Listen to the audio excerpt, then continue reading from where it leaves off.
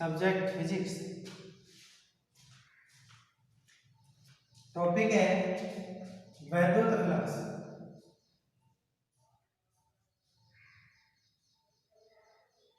Electric flux. वैद्युत flux में क्या होता है, मान के चलो ये कोई पृष्ठ है, क्षेत्रफल A,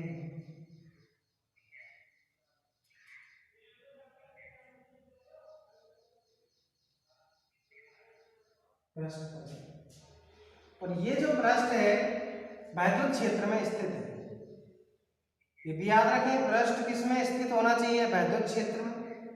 तो वैद्युत क्षेत्र में कोई पृष्ठ स्थित है तो उस पृष्ठ से जितनी भी वैद्युत क्षेत्र रेखाएं या वैद्युत बल रेखाएं पृष्ठ के लंबवत गुजरती है। क्या बोला है, कोई पृष्ठ वैद्युत क्षेत्र में स्थित है और उस पृष्ठ से जितनी भी वैद्युत क्षेत्र रेखाएं या वैद्युत बल रेखाएं लंबवत गुजरती हैं, उनकी जो संख्या होती है वो संख्या ही क्या कहलाती है, वैद्युत फ्लक्स।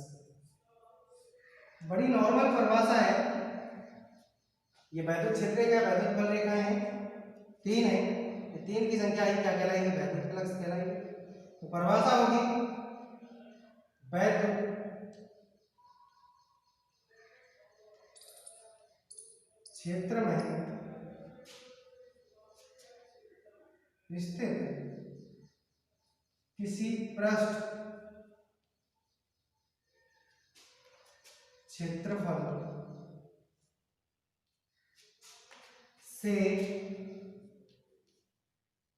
लंबवत गुजरने वाली बल रेखाओं की या क्षेत्र रेखाओं संख्या को याद रखें। वैद्युत बल रेखा यानी कहीं आप समझें कि चुंबकीय बल रेखा है, चुंबकीय फ्लक्स नहीं लिख रहा, चुंबकीय फ्लक्स में चुंबकीय बल रेखाएं आती हैं, वैद्युत फ्लक्स है तो वैद्युत बल रेखाएं होंगी, संख्या को ही वैद्युत फ्लक्स।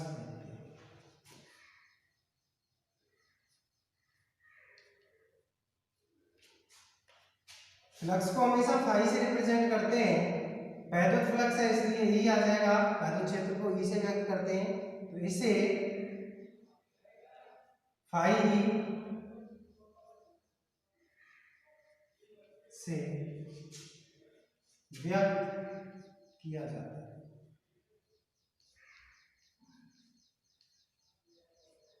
अदिश राशि है, जो हमने क्षेत्रफल ए माना है और लंबवत गुजर रही है, क्षेत्रफल क्या पृष्ठ का है, वैद्युत बल रेखा कैसे गुजर रही है, लंबवत, तो फाई ए बराबर सूत्र होगा बी ऐसा ही यूनिट।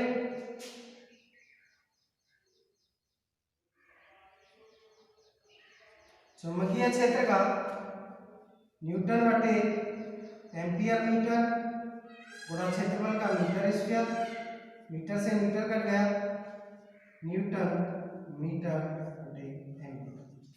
अब आप देखें कि बी का हमने सही निकाला या गलत निकाला है, तो एफ का सूत्र होता है बी एफ, चैप्टर 4 में आता है, तो बी निकालेंगे एफ बटे आई है, देख लें, बल का न्यूटन, धारा का एम्पियर, लंबाई का मीटर, फिर क्षेत्रफल है मीटर स्क्वायर, मीटर कट गया, न्यूटन मीटर बटे एम्पियर, या वेबर, सिंबल होता है वेबर का डब्ल्यू बी। तो सीधी सी बात है, अतः एक डब्ल्यू बी यानी एक वेबर एक न्यूटन मीटर अपॉन एम्पियर।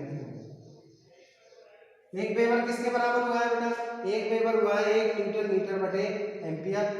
इसकी डायमेंशन निकालेंगे, विमा निकालते हैं, तो विमा निकालेंगे तो कैसे निकालेंगे, बड़ा नॉर्मल है, बल की विमा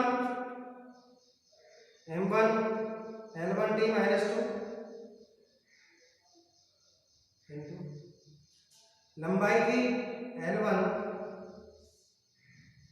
एम्पियर वैद्युत धारा की सिंबल एम्पियर A1, देख लें M1 L2 1 1 2 गुणा कर रहे हैं T - 2 ए नीचे प्लस है ऊपर जाके माइनस हो जाएगी। तो ये हमारी वैद्युत फ्लक्स की विमा हो गई है, मात्रक हो गया न्यूटन मीटर पर एम्पियर, या इसे वेबर भी कहते हैं। विमा हो गई M1 L2 T - 2 A - K1, राशि मैंने बता दी अदिश राशि। देखिए क्वेश्चन में वो वैद्युत फ्लक्स किसे कहते हैं, तो आपको तो सिर्फ परिभाषा लिखनी है और परिभाषा के बाद आप सूत्र लिखना चाहें इसको तो लिख सकते हैं, अदरवाइज वैद्युत फ्लक्स किसे कहते हैं तो परिभाषा छोड़ दें। ये विमा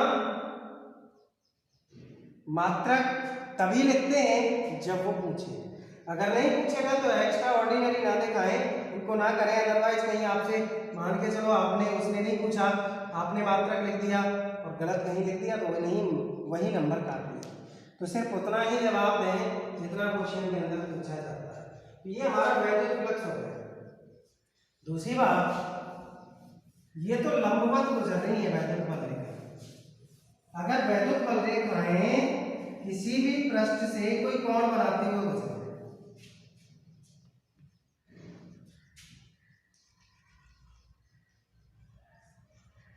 मैं आपके इसके बहुत सारे सूत्र बताता हूं। जैसे मान के चलो ये कोई पृष्ठ है, विशेष ध्यान से देखना है, इसका क्षेत्रफल कैपिटल है, पूरे का क्षेत्रफल कैपिटल है, और मैंने इस पृष्ठ को और छोटे छोटे अल्पांश और इन सारी अल्पांशों का क्षेत्रफल डी है, इसका भी डी है, इसका भी डी है, या फिर DA1 DA2 जो भी है। तो मैंने एक अल्पांश ये ले लिया और इस अल्पांश का मान लिया क्षेत्रफल डी, क्या मान लिया DA। ये हमारा वैद्युत क्षेत्र है, और जो ये अल्पांश है, ये अल्पांश मैंने बताया ये भाग अल्पांश है, मैंने दिए माना है पूरे भाग। तो जब ये ई वेक्टर है, हमने इस एंगल को थीटा मान लिया कि वैद्युत क्षेत्र से चुंबकीय फ्लक्स जो निर्गत होगा वो कोण बना रहा है थीटा। अभी बताया मैंने लंबवत नहीं गुजर रहा है, तो लंबवत नहीं गुजर रहा है तो वैद्युत क्षेत्र से कितना एंगल बन रहा है, थीटा बन रहा है। तो विशेष ध्यान से देखिएगा, जो ये घटक है वैद्युत क्षेत्र की दिशा कहाँ है, जैसे वैद्युत क्षेत्र की दिशा है,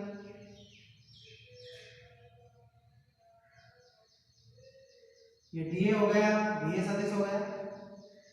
अब हमारा ये क्या होगा, जैसे मान के चलो हमने इसको DA मान लिया और ये एंगल थीटा हो गया, तो ये लंब डाला, ये क्या हो गया कर्ण, क्या हो गया कर्ण।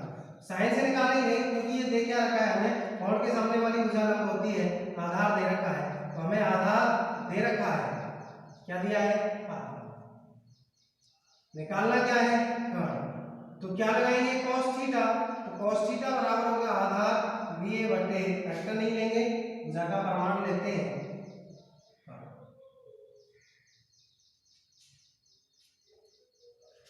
आधार बटे, तो कर्ण बराबर क्या हो जाएगा DA बटे cos थीटा, DA बराबर कर्ण cos थीटा। तो अगर देखें गलती होने का यही है, अब इससे क्या हो गया हमें पता पड़ गया कि ये गलत हो गया, तो कैसे निकालेंगे, cos थीटा बराबर आधार बटे कर्ण होता है और हमें आधार निकालना है। तो आधार निकालना है तो कहने का मतलब है ये जो हमारा है DA होगा, DA सदिश, और DA सदिश होगा, ये कर्ण हो गया और ये क्या हो गया लंब हो गया, तो हमें आधार निकालना है। तो सीधी सी बात है cos थीटा आधार अब निकालना है, तो याद रखें cos थीटा एक बार और सुन लें, DA अब ये नहीं है, DA कर्ण है, मैंने बताया गलती की पहचान यही होती है, भुजा मानने पर निकाल करके देखें कि हमें ये किस पर लेना है, आधार लेना है कि कर्ण लेना है। तो cos थीटा बराबर होता है आधार बटे कर्ण, तो आधार बराबर हो गया कर्ण DA cos थीटा, ये हो गया DA cos थीटा। तो तो जो dA cos थीटा है इससे वैद्युत फ्लक्स निकालेंगे। एक बात बताओ, इसका हमने क्षेत्रफल माना है dA अल्पांश, तो इससे जो निर्गत वैद्युत फ्लक्स है वो d phi e होगा, क्योंकि वैद्युत फ्लक्स अल्पांश से निर्गत होगा तो वैद्युत फ्लक्स भी अल्प ही होगा। तो d phi e बराबर e वैद्युत क्षेत्र और लघु क्षेत्रफल सदिश का जो गुणनफल है यही वैद्युत फ्लक्स के बराबर होता है। तो याद रखें d phi e बराबर होता है e dA cos थीटा, यानी वैद्युत क्षेत्र के परिमाण और लघु क्षेत्रफल सदिश की कोज्या या लघु क्षेत्रफल सदिश के घटक, इन दोनों का गुणनफल क्या कहलाता है? वैद्युत फ्लक्स।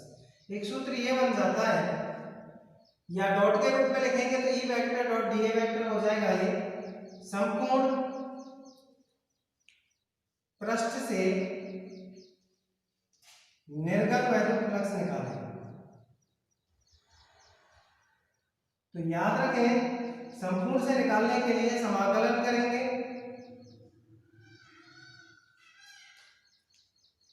और जब समाकलन करेंगे तो यहाँ आपने s का बिगड़ा हुआ रूप समाकलन का चिन्ह होता है, ये समाकलन का चिन्ह है। अब मैंने इस तरह से जीरो सी बना दिया तो इसका मतलब हो गया एक बंद पृष्ठ समाकलन। तो d phi e dA cos theta, dx का समाकलन x होता है तो phi का हो जाएगा e dA cos थीटा। तो ये सूत्र सबसे ज्यादा चलेगा, गॉस की प्रमेय की उत्पत्ति करेंगे या गॉस की प्रमेय के अनुप्रयोग चलेंगे तो उसमें ये सूत्र चलता है phi बराबर closed integration e dA cos theta. इस चिन्ह को बोलते हैं बंद पृष्ठ समाकलन, क्लोज सरफेस इंटीग्रेशन। तो सीधी सी बात है। अब देखें, ये मैंने जब कोण बन रहा हो तब का सूत्र बता दिया और ये बता दिया, सबसे ज्यादा चलता है सूत्र। अब इससे क्वेश्चन बनता है कि वैद्युत फ्लक्स धनात्मक हो सकता है, ऋणात्मक हो सकता है या जीरो हो सकता है, क्या हो सकता है? तो मैं आपको बता रहा हूँ, नोट पॉइंट कर लेना। कॉस आ रहा है, कॉस पॉजिटिव भी होता है, 90 पर जीरो होता है, 90 से बढ़ा लेते हैं तो नेगेटिव होता है। तो कॉस नेगेटिव, पॉजिटिव और जीरो तीनों है तो सीधी सी बात है वैद्युत फ्लक्स फाई भी धनात्मक हो सकता है, ऋणात्मक हो सकता है और जीरो हो सकता है। याद रखें, वैद्युत फ्लक्स धनात्मक हो सकता है, ऋणात्मक हो सकता है या जीरो हो सकता है, पहली बात। दूसरी बात, क्वेश्चन आ जाता है कि वैद्युत फ्लक्स किन किन कारकों पर निर्भर करता है। तो आप देख लें, वैद्युत फ्लक्स 3 कारकों पर निर्भर कर रहा है। वैद्युत क्षेत्र ई वेक्टर पर, जो कि सदिश राशि है, पहली बात। वैद्युत क्षेत्र ई वेक्टर पर निर्भर करता है।